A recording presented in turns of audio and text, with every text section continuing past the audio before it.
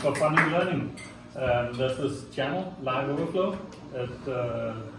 It's from a guy who is doing a lot of CTFs, and CTFs are some security competitions, capture the flag.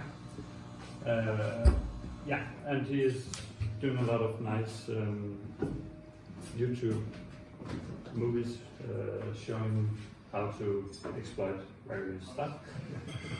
And for one of these CTFs, they were given a system that ran GitLab on version 11.4.7, and it was the day after that this release had been released. So they could see in the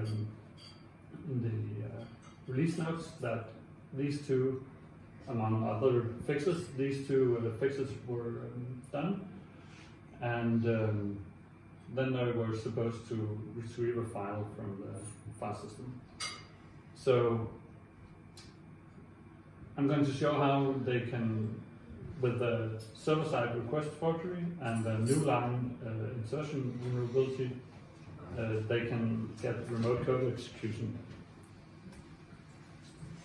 So GitLab has this import project page where you can say where should it clone from to create the project on GitLab. And if you type a localhost address, it will say requests to localhost are not allowed.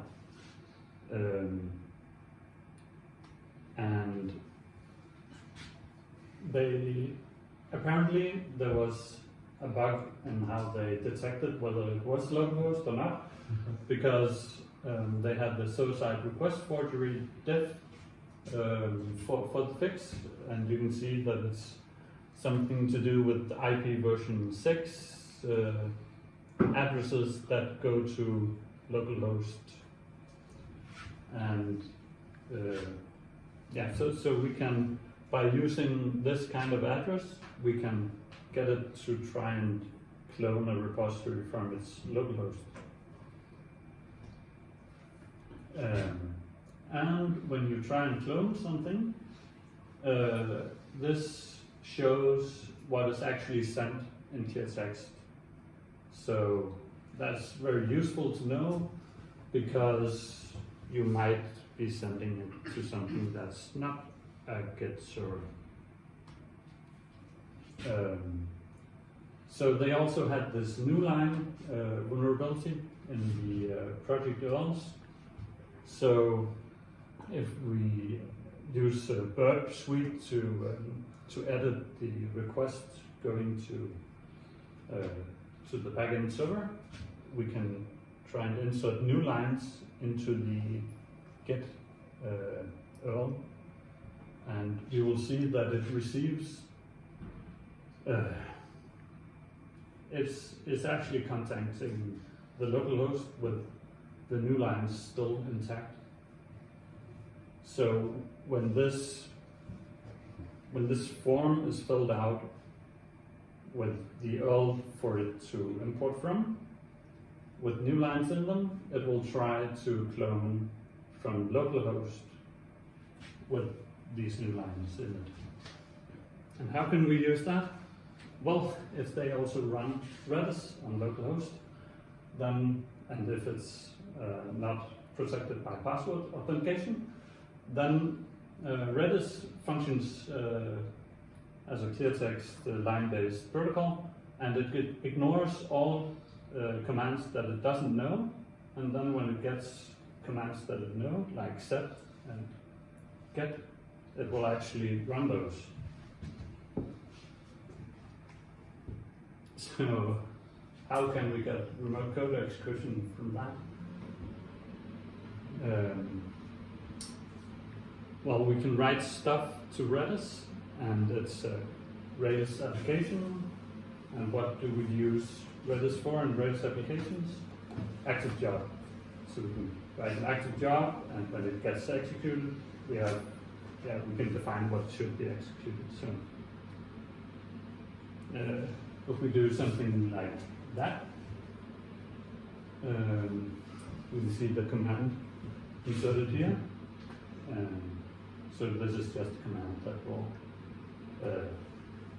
contact our server and say with the output from who am I.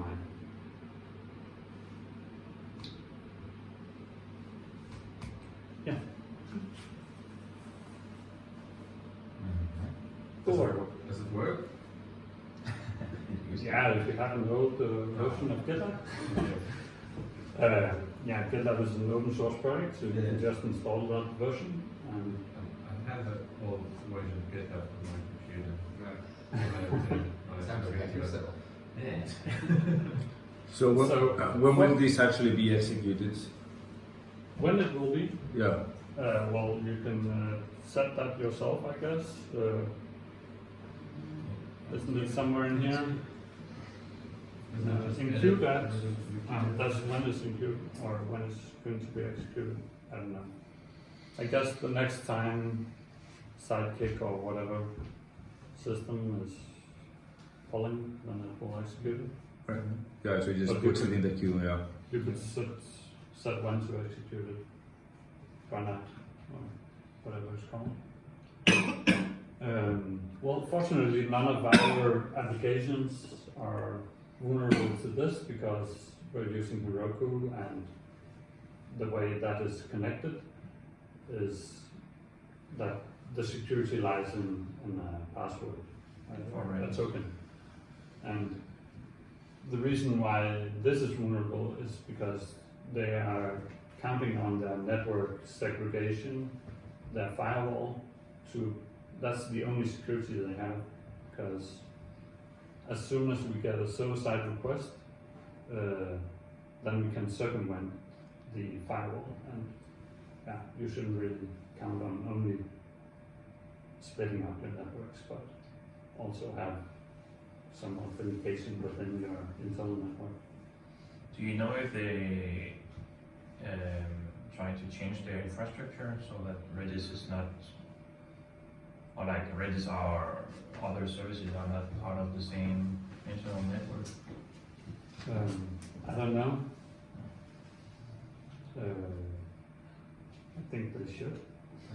Or at least I can't see why they don't have any authentication token on Redis. It wouldn't really increase, it wouldn't have much overhead. So those milliseconds.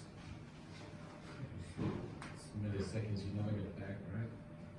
But isn't it only when you connect to it, and they don't do it that on every request? So. I guess they do it once per container or whatever they have in their infrastructure.